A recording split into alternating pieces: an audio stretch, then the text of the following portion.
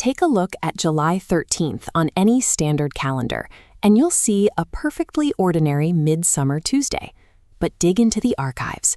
You'll find a 1793 bathhouse blade, a 1977 citywide electrical grid collapse, and a roaring 1985 stadium vibrating in unison. World history follows a violent tug-of-war between two opposing forces. This single 24-hour slice reveals how society takes shape when unpredictable chaos collides with engineered human unity. We see this chaos first in the form of the micro-trigger, where a single, unplannable act of violence freezes an entire nation. In the summer of 1793, Charlotte Corday walked into the home of French revolutionary Jean-Paul Marat and stabbed him in his bath. This vulnerability to sudden violence carries straight into the modern era. In 2024, a gunman opened fire at a campaign rally in Pennsylvania, grazing Donald Trump's ear and sending a shockwave through thousands of spectators in a fraction of a second. While a single bullet can freeze history, a systemic failure can evaporate civil order altogether. Look at New York City in 1977. A random lightning strike knocked out the power grid, plunging the city into 25 hours of total darkness and triggering widespread, opportunistic looting.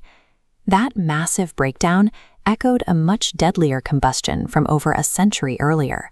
On the same day in 1863, the New York City draft riots erupted over Civil War conscription, leaving entire blocks of the city in ash. Unplannable chaos forces governments and infrastructures into a defensive, reactive posture. To defend against that chaos, empires try to engineer stability.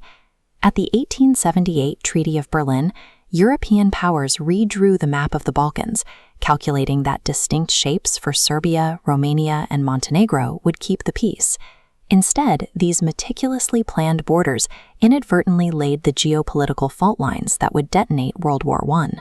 Decades later, we see a much more lethal type of calculation. In 1943, following heavy tank losses at Prokhorovka and an Allied invasion of Sicily, Adolf Hitler abruptly called off Operation Citadel at Kursk. This tactical retreat stalled the entire German offensive. It permanently snapped their momentum on the Eastern Front, forcing a massive withdrawal. Whether through a diplomat's pen or a dictator's retreat, geopolitical order is rarely a permanent fix. It is usually a temporary illusion, built on artificial boundaries and desperate calculations. But humanity has another response to chaos. We manufacture shared culture. In 1923, a simple real estate advertisement spelling out Hollywoodland was erected on a Los Angeles hillside.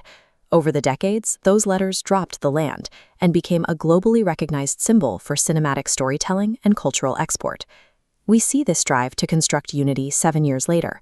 In 1930, Uruguay hosted the kickoff of the very first FIFA World Cup, providing a framework for international competition without the bloodshed. By 1985, this engineered unity reached its apex. The simultaneous Live Aid concerts broadcast across the globe, gathering a sea of people in Wembley Stadium and raising millions for Ethiopian famine relief. Freddie Mercury stepped onto that stage and delivered a meticulously rehearsed 20-minute set. Through sheer performance, he created a moment of unifying empathy that resonated across millions of living rooms worldwide. Historical chaos is sudden and destructive, but human unity is deliberate, highly organized, and built to endure. The density of events on July 13th provides a high-resolution view of the specific forces that shape modern society.